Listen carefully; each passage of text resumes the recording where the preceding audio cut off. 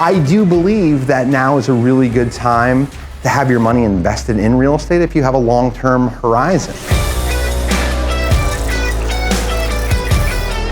This is why I want smart people. I give you as much as humanly possible so you have it and you know what I'm thinking, because I think it empowers everybody on your staff.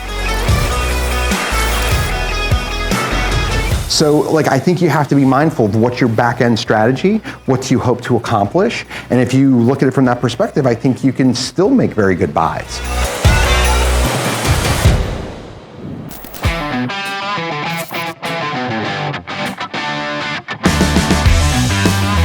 This is a CG Q2 summary. I should have taken the CG part out because this is what I did at CG, but I've made it more for us. So it's kind of it's a Cava company recap at the end of Q2, and I'm gonna go backwards to go forward since we have a couple of new faces. So this is what the business used to look like. The overview was there's fix and flip, there's wholesale, there's rentals, and there's consulting and educating. Have we gotten further than that now? We have a lot more, right? So if you look at this, this is kind of the center of our wheel. It's funny, we did the flywheel, but we did the flywheel after I built this thing, but it all kind of works together, right? There's only so many ways to skin the same cat. So if you look at it, there's wholesale, and then we've got rentals, lots, retail listings, apartments, office, consulting, property management, headhunting, brand building, that's Oleg, and then kind of coaching, right? Those are that's the entire set of scenarios. If you look at this, this is what our businesses look like over the last several years from a growth standpoint. So if you look at it 16, 17, 18, 19, 20, bless you. We had a slight pullback year in 20, but then we had a huge jump forward year in 2021. And then if you look at kind of sales and income, Will had built this for our annual meeting, you can see what it's done. This year, it's gonna go even higher. So I think everybody in here was surveyed on where we're gonna be for year-end revenue. Where do you think our top line revenue will be at the end of the year? Right, so from 12 is pretty substantial, right? So those are big jumps in the right direction. Now, if we get into a recession and other things happen, some of this cake is already baked, and we're kind of lucky we're in the market that we're in, which we're gonna cover in a minute. So this was our deal breakdown for last year. So this is mostly for the two of you so you can kind of see it. There's a 4-hour annual meeting that Carla will get you the video to. You can watch it at 1.5 times speed if you want, or however you want to watch it. I can't watch anything at 1 time speed, but I feel like I'm cheating life. So this way you can kind of see what we did, but this is your way to kind of see what the business looks like, how we did it, how we broke it down, and this is last year. This is our stretch goal in 2021. This was our actual plan. So our plan was to hopefully get to 7.1, and where we landed was close to 5.8. It's pretty close, right, top line? But this was very close to where we hit. Based on those insights, where we're going, how to have meaningful conversations with Frank and everyone else in this room and each other. And I think that's making us stronger as a company. I think it's making our culture stronger, and we're no longer guessing. We may not like the answer, but we have an answer. Yeah. And I think that's going to set us up for success. So if you look at it, we did not hit our retail listings last year, and we're behind retail listings this year, but I feel like we should catch up. We're not far behind, which you're gonna see in a second, but we should catch up. We were ahead here, we were ahead here, we were ahead here, we were ahead here, we were ahead here. Now, one of the things, if we're being completely honest, one of the reasons we're ahead on fix and flip is because we sell stuff that we own. It's not that we're making massive profits on the construction side of the business, but it's because we're selling turnkey stuff, or we're selling stuff that it was in inventory. Yeah. So we're kind of robbing the cupboard to hit these numbers, which we need to get away from, but that's how we did it. We did hit $3 million in wholesale last year. Does anyone know how much we're at the end of June, or end of May for, it doesn't matter, May or June at the end of there for where we hit in wholesale fees so far this year?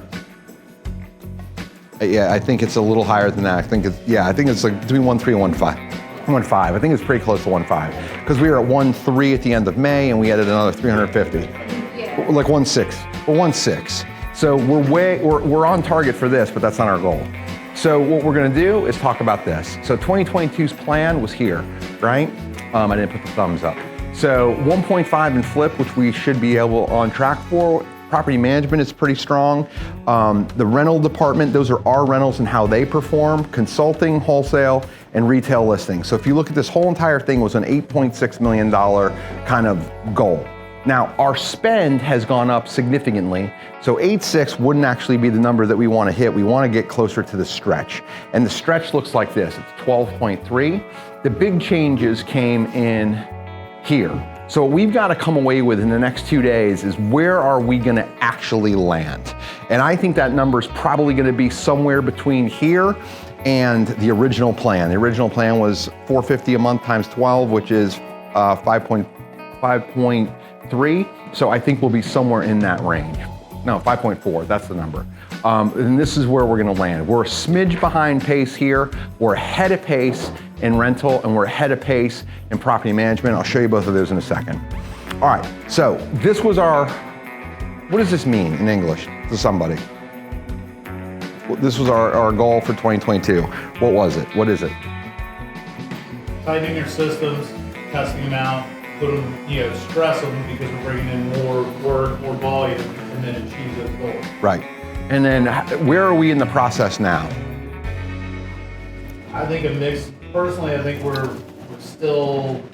kind of testing, stressing. We're not achieving quite yet. Right, but we're pretty close. Like, so I think it depends on which department you're in. Right. Like, I feel like our testing is nearly done with Salesforce. I think we're still in test mode, which we need to move our ass on Yardi.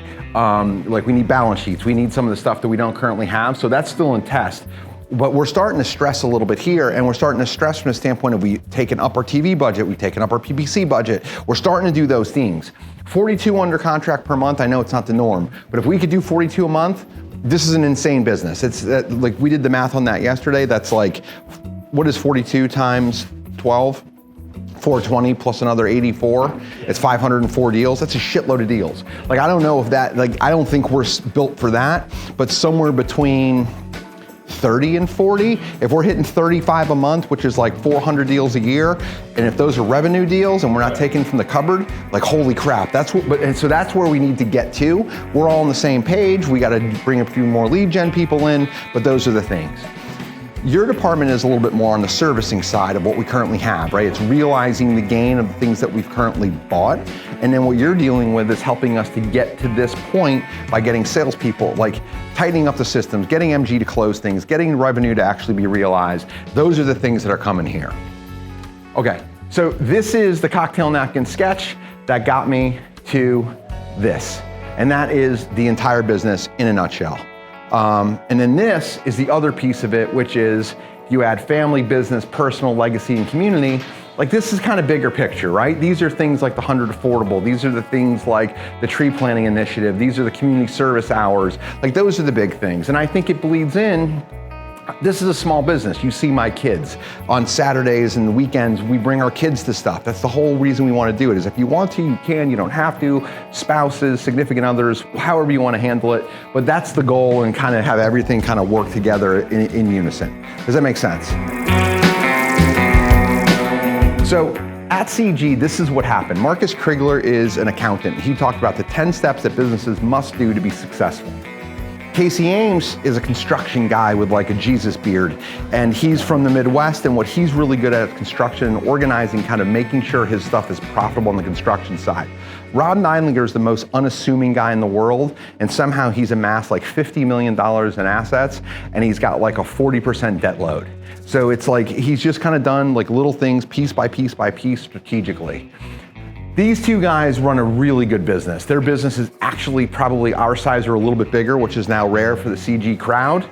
But what they're looking at is a payroll 4 or 5x return. So whatever your payroll is, you need to be hitting 4x that. Our payroll is significant. What number are we hitting on payroll? I mean, it's right now, the year to date, it's like 48% of our expense rate. Right. Last year we settled that. So that's 1 to 2. So that's 1 to 2, right? So what they're talking about is being 2 more times efficient. And what we were talking about yesterday is how we're in, like, we don't have the people, right? But if we can get the people right and get those things out, think about what happens with your department if there's another 300,000 in collections. Those numbers drastically change, right? So these are little things that we can look at. There's 2 ways to make money. What are they? Boom, the people who are in the office with me all the time. So like, you make more or you spend less. Those are the 2 ways to do it. And a combination of both is magic.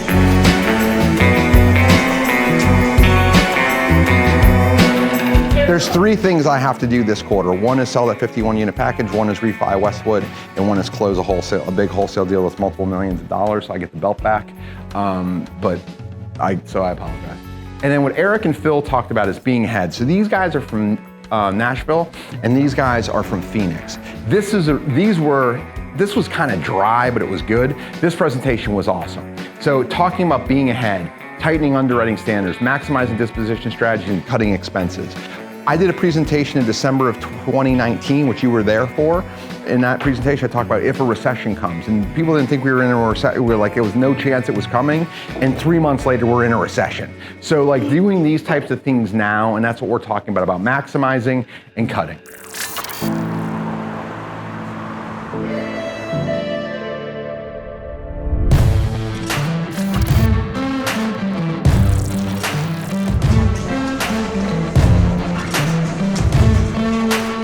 So what we're gonna go over here is a few things, okay?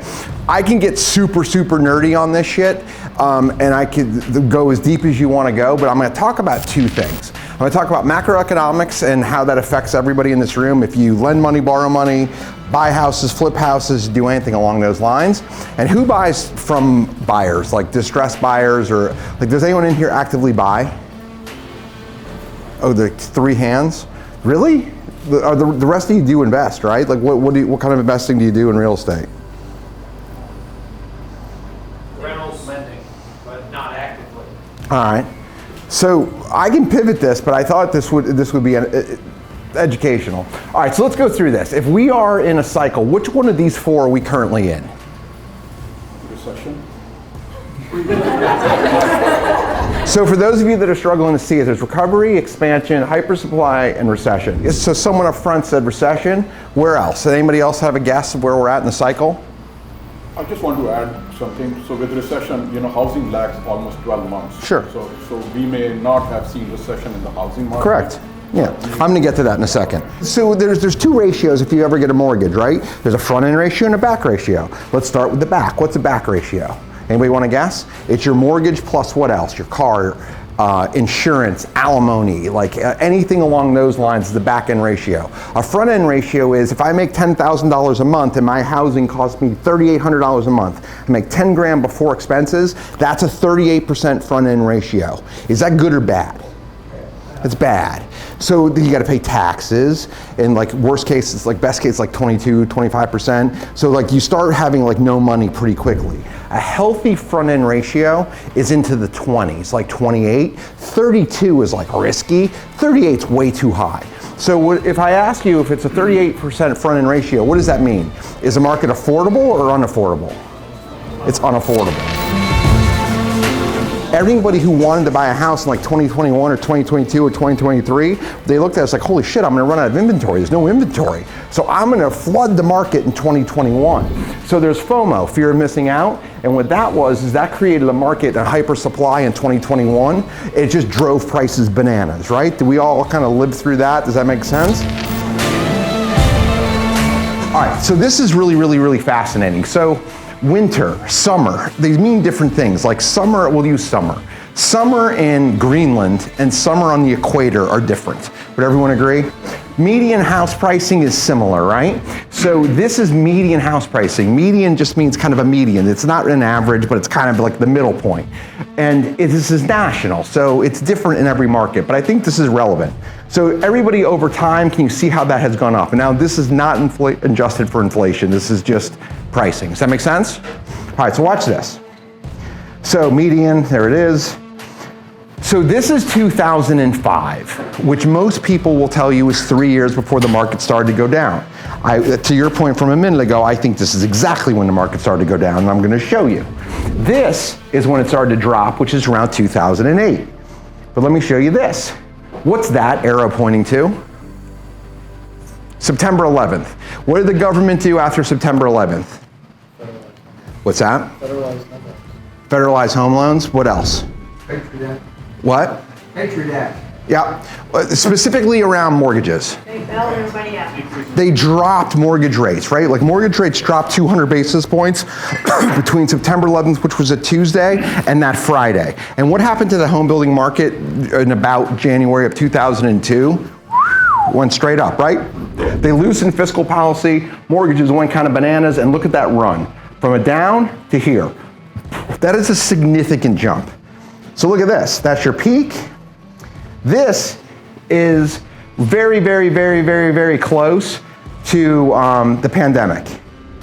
That is after they lowered interest rates and money got really easy and there was a ton of money printed into the system. So I want to show you this, which I think is pretty interesting. It took 11 years from 1986, 1987 to like 1998 for the market to go up 30%. Median price increase. Does this make sense? It took 11 years. 7 years.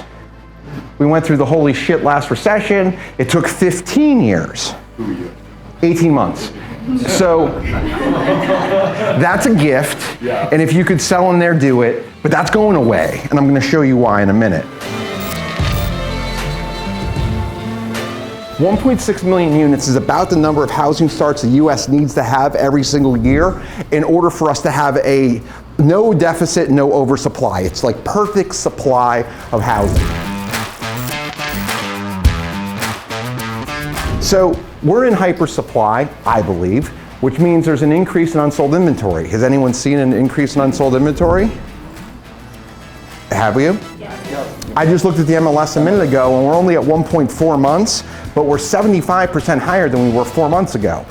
You look at it like, oh, it's still good. It is still good, but it's significantly worse than it was. So this is a bunch of dipshits hanging around a pool somewhere in Florida. And what they're talking about is, they're talking about all the units they own and how much money it is. And I know like half of these guys. Yeah, we all know him. So this is my units, and the guy's screaming in the background, boom, boom. And Tim Bratz, I love Tim Bratz. And he hangs his junk out. This has got like 5 million views on TikTok, like the last time it was sent to me. TikTok's an app, it's on your phone, Lloyd. It's incredible. Like all the kids are going to it. It's really, really awesome. Yeah, but the point of the matter is this got sent to me like 4 or 5 times, and it's got millions and millions of views. So what's the difference between 2008 and 2022? In 2008, a stripper owned 5 houses. In 2022, this guy's hanging out by a pool on a work day with 4,288 units. So what is my goal? Not to become a stripper, and also don't become a meme. So these are different things that you can kind of look at.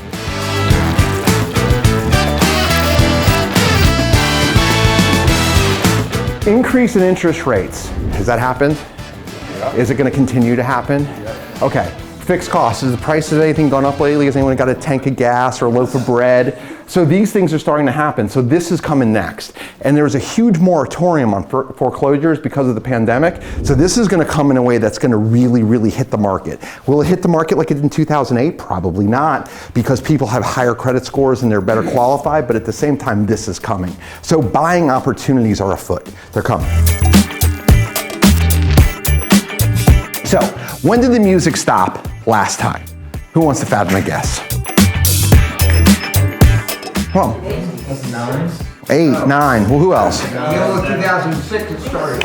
Who else? Now, I used to pay to see Lloyd speak, so this is kind of fun for me. All right, so let's go. So conventional wisdom is 2008. Bear Stearns was March. Lehman Brothers was September. That's a 6-month period. That's 10 days, and that's 8. So we went domino 1, 6 months later, domino 2, 10 days later, domino 3. Domino 4 is we're going to put a safety net in place, and that was TARP. And that was a lot of money until this last one. So that is the conventional wisdom, but it's wrong, especially if you're looking at housing. The smart money was 2005. People out in Phoenix and things like that, Lloyd's 2006, Lloyd's really good at this stuff. 05, 06 is the time. 06, 07, signs to get out. Like there's things happening. All the stuff I just showed you happens 06, 07. 2008, the floodgates open. But if you have been ignoring the signs and you own real estate for 3 years, well, it's your fault. Because here are the things that are going to tell you that it's time to do something. Does that make sense? History repeats itself. It's going to happen again. So, historic opportunities to buy started in 09. Being cash, right? Now's a great time to be in cash.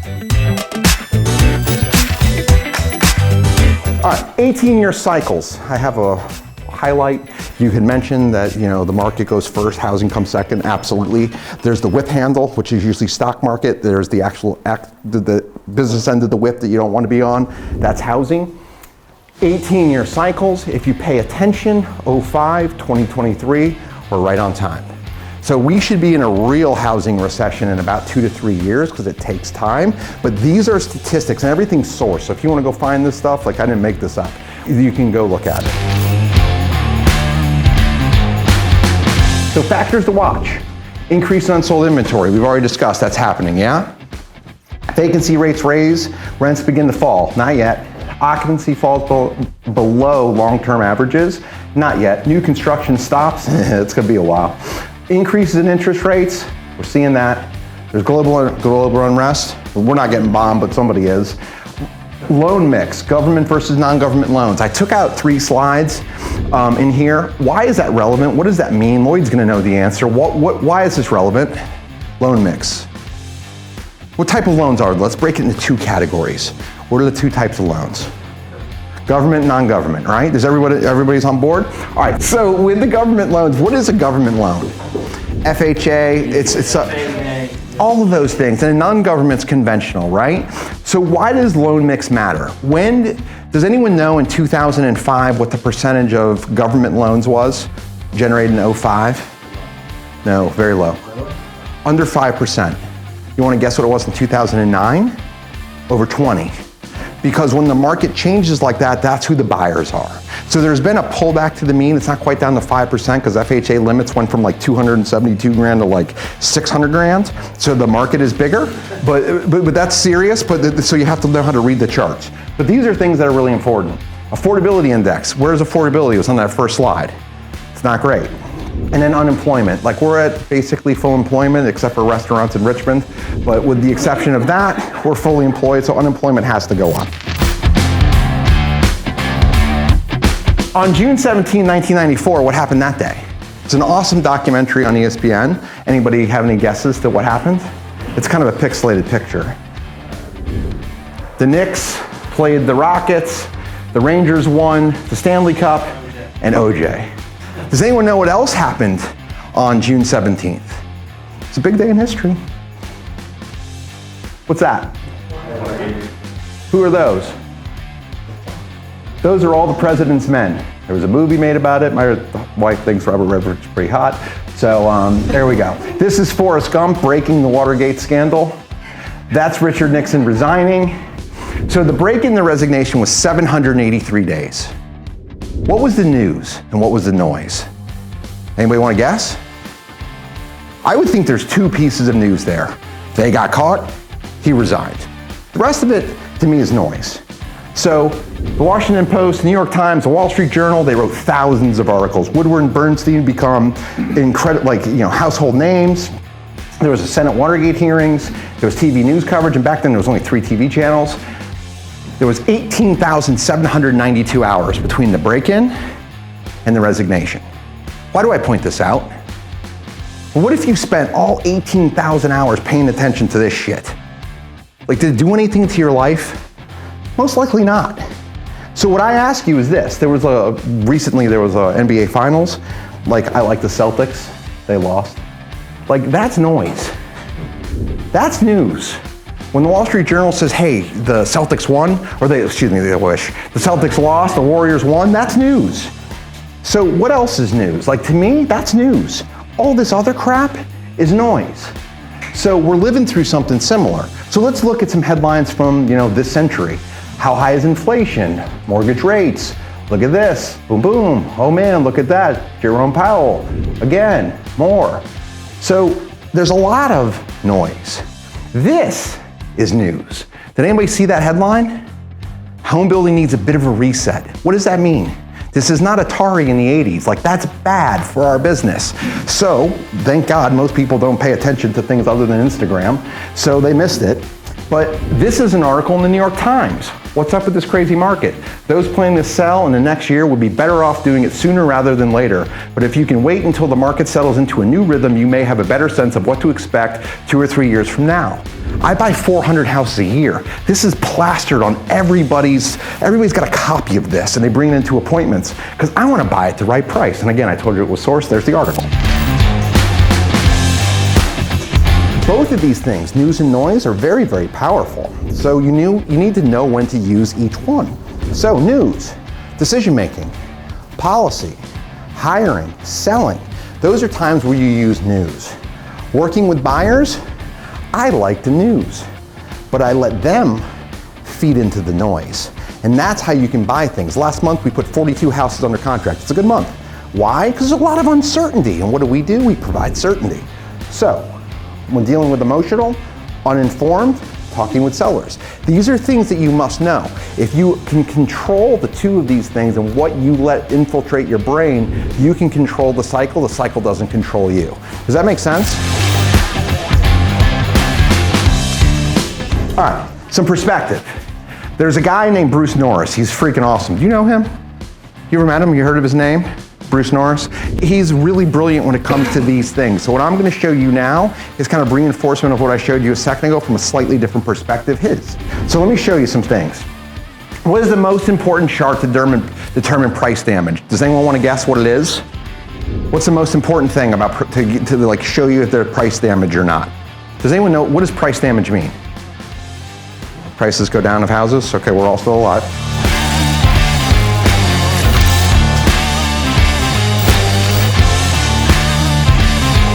So look at this. Now this is Southern California, but it's trustee sales. Look at that. Like that's bananas. Now there's been a moratorium. Does anybody track pre-foreclosures and NODs right now? We do. There's tons of them in the market. We generate 375 leads a month just off of this. The crash, Southern California. This shows you the ratios. This is big. Yellow, yellow, yellow is when the market started to go south. So the first domino has dropped, affordability reaching its all-time high. The real question is how far will foreclosures go? We don't know, but if you're looking for inventory, the place to track it is there. What protecting the market from foreclosures exploding? So who knows what the average credit score was in 2005? If you're with plus or minus 20 points, I'll give you credit for it. Who wants to guess? Average credit score of a mortgage borrower. 600. What's that? 720 is way too high. Someone said it was around 618 to what I remember. But that's the average. That means there's people in the 500s that were getting mortgages. Does anyone know what the average rate is today? Over 700, it's right around 720, and that's the average. So there's people in the 8s, and the people on the bottom end of the spectrum are much, much, much higher than they were last time. So what does that mean? Will there be as many foreclosures? There should not be. Yes? Stupid question, but my sense is there's a lot more like levers that people can pull if they're trying to up their credit score now, like they can demonstrate rents and all that stuff. Is that potentially created an undue bias for higher credit scores? Maybe. But I was selling houses in 2005. It was just harder to find that stuff. It wasn't all over the internet like it is now, but we had the same tools. So I think underwriting has gotten much better, even if there is an uptick in credit score fixing. Yeah, the overall consensus of buyers is significantly healthier than it was. Does that make sense? Okay, so this is big. Does anyone know how much equity is in homeowners' pockets today? Over 3 trillion, that's a lot of money. So there's a lot of equity in place and people haven't touched it. That's a good sign for the market, which means it won't pull back as much as it did the last time because there's a ton of equity. So you have to pay attention to that.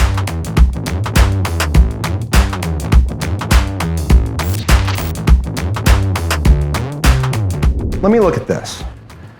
What am I showing with the yellow? The triggering events. I'm showing you affordability, right? When the affordability numbers came down. So 79, 89, 2015, and 2021. Bruce says that 17%, bless you, of the market, if they can afford, more than 17 is good. So in 1977, when we started going through our interest rates went up bananas. What was the percent of the market that could afford? What was the affordability percentage? It's on the screen. What's that? 45% roughly, right? So 45%, hello? All right, so at 45%, even though interest rates went up, what happened to pricing? Pricing went up between 1977 and about 1981, even though interest rates went up significantly. Interest rates are going up now. What's gonna happen to pricing? It has to come down because as money gets more expensive, there has to be a gap. So it has to come back down. Does that make sense? So this is irrefutable type of evidence. 74 to 80, interest rates went from 7.5 to 15 and prices exploded. Affordability started at 45%. It had room to grow. We don't have room to grow. So it's gonna have to come back. That 30% that we got as a gift in the last 18 months is gonna go away. So does this make sense? Is everybody looking at this? Like, can you see how to not get hurt going forward? Does this make sense? Going back to 2006, what was the best thing to own? In 2006, building lots and building new houses. Those were the best things to have because that's where we were in the cycle. What was the worst thing to have in 2009? Building lots, because the price had gone through the floor, right? So you have to know where you are in the cycle. So this is really cool. This is him buying lots in Cape Coral. Like if you start to understand the fundamentals and how things work and you can kind of see what's around corners, you make better decisions. So this was a good time to buy the lots. This would be a fine time to sell them or to build houses on them and sell them. So these are the things that you can kind of do as you try to position yourself for the next cycle to get cash, however you want to look at it. So this is Bruce's opinion on how you can get to the elite in the next cycle. This is very similar to what I talked about. Wild cards, war, another pandemic, interest rates go way up, inflation stays with us a long time, and climate policy gets bananas, like it just restricts industry. So those are the wild cards. So where are we? Let's go back to our little chart. Does anyone want to fathom a guess now? Want to re-up on your submission from earlier? Okay, that's a little bit more emphatic. So let's talk about this a little bit. I'm going to do this two ways, in written word and pictures. Written word. If you're in this business and you want to get into this business, you want to make money in this business, phase one, you fix and flip, you add rentals, and you grow your cash base. That's what you do. Phase two, you add wholesales. You can add rentals with margin. That's a good place to start really adding rentals because we've hit a floor and it's time to get rentals. Does this make sense? We're in hyper supply. You can wholesale, you can flip, but you need to do so quickly. The cost of product is going through the roof. It's very hard to estimate what it's going to cost to flip a house. It's a year out from now. So now what you want to do is pre-sell your inventory, which we're doing through Jetty. And you want to look at houses that are on the MLS, that are a little bit stale, that hadn't been there for a while, that need an update, that need a refresh. Those things are coming around. The lipstick flips are coming back. That's the kind of stuff you want to do in this market because prices are falling. You don't buy as many rentals because they're overpriced. I bought 150 rentals from 17 to like 18, 19. I think I've bought like 12. In the last like 9 to 12 months because they suck, they're overpriced. So what you're doing now is you're flipping things in your core, you're putting things on the MLS so you can get under contract and just sell because someone else will pay more for it because there's a lot of money. And then you're wholesaling the shit out of things because there's a lot of buyers. And then what happens is the buyers go away, the MLS dries up, so you buy more rentals and you flip things that make sense. And when the conventional loans come back, this product will sell. Does that make sense? Now the price of it over here is probably higher than the price of it now, but you have to buy it at the right number. So these are my summary points. Be empowered by the data. It doesn't lie. Learn how to read it. I was actually really excited because I built my entire presentation that looked just like Bruce's, and everybody thinks Bruce is brilliant. So I was like, all right, I'm seeing the same things. I'm learning how to read it. He's 40 years older than me. So I'm like, all right, I'm on the right track. But housing moves slow. There's still time to fix stuff. There's still money on the streets. This won't last forever. Underwriting standards are already getting tighter. So banks are going to value deposits again, stack your cash, secure lines before the market dries up, if this is what you want to do. Changes in the market are coming. Currently discretionary move up, price point market will return. So what does that mean in English? 800 to $1.2 million houses behind you. I want to be in that neighborhood in the 600s or less in the next couple of years, just to be safe. I don't want to be at the absolute peak of the market. Vulnerabilities, be brutally honest, fix them, and there's still time. That's it. Yes, Lloyd? Today that the economists think there's going to be, before it's all over, 350 basis point increase by the time. From where we are or where we were? No, before we started. Okay. To the end of the year, 350 basis points in 12 months. I couldn't hear. Did you say Congress or the communists? Economists. Okay, economist, okay. I wouldn't use economists. So Bruce Norris says that I think it's every 50 basis points, over 5.25, affordability drops by 9%. So if it goes up that number, what happens is there's going to be price degradation to the down. It's inevitable. So I don't know where it ends. I heard someone an hour ago, maybe 2 hours ago at this point, excuse me, who said that he thinks that like inflation is starting to peter out. He's a banker, he's not an economist, but that's what he's starting to see. I don't know. It could. If it goes that way, someone asked earlier about like how does inflation, like it was you, that how does inflation, like that's going to impact things. Now, if you're locked in with your mortgage rate, it should be fine, but it does affect affordability. And that really worries me on what am I going to buy and how much you're going to pay for it. What else? I'm in a groove. Speak to the issue of not all price ranges are affected equally. Yeah. Do you want me to speak to it? Yeah. Why don't you speak to it? Tell me what you mean by that. Well, I'm selling high-end stuff. Yeah. So it's very different. A lot of people are not affected by interest rates or paying cash. That's it? They're affected by the stock market. That's correct. The stock market's gone down 20% year to date. Yes. Those people don't feel as wealthy as they did in January. That's absolutely correct. Well, maybe I'm not going to buy the $1.5 house in Lloyd because it's not the good time to do that. I'll buy Frank's $800,000 house. Thank you for driving him to me. Your guy. In January, he was looking at a 360 house he qualified for. Yep. Today, he's looking at a sub 320 house.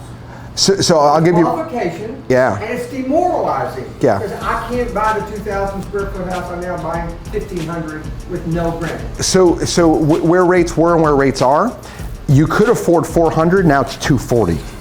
It's dropped even further. Yeah. That matters. Huh. So what is discretionary move? Like, what does a discretionary house purchase mean? Who wants to define discretionary? You have excess money over what you need to make your overhead. Okay. What else does discretionary mean? So what's a discretionary car purchase? A Honda, a Tesla, or like a 5 Series BMW? I'd say the last two are discretionary. Like you can get where you're going in a Honda, but you want to be seen if you're in those other two cars, right? That's a discretionary purchase. That's buying a $1.5 million house. But you may not be able to afford that $1.5 million house if unemployment and other things start to go in the wrong direction. So that's what I was saying now is a discretionary move up market.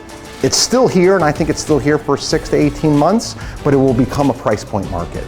So if you're going to speculate where someone can get a government loan. That's my opinion. Now he has a different opinion, he's very smart, and I look up to him, so he's got his way, that's how I look.